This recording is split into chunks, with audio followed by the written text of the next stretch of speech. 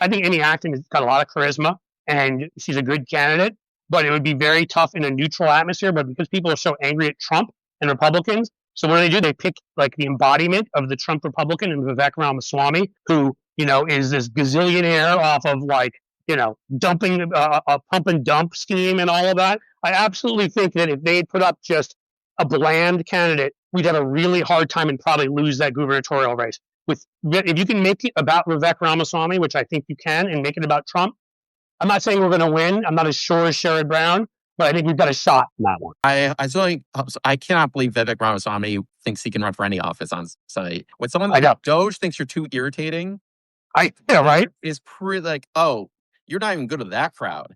I know. He's a pretty unlikable guy, and that comes across to people. And again, they can make up for that.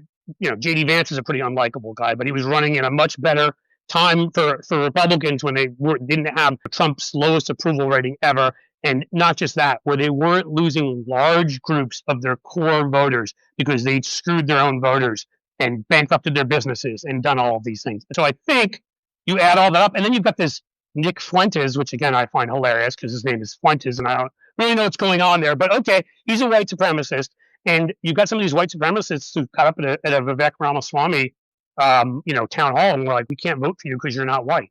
So the dog caught the car, if you see what I'm saying. Like, they're going to lose to people. They won't vote for Amy Acton, but I think they just won't vote. And you add all of that up, I think that gives us a shot. I'm not saying, sadly, I still might give Republicans the advantage in that one, slight advantage just because of the lean of the state. But I think you add in Ramaswamy, Trump's unpopularity, the economic times here, and Acton's charisma, and I think she's got a good shot.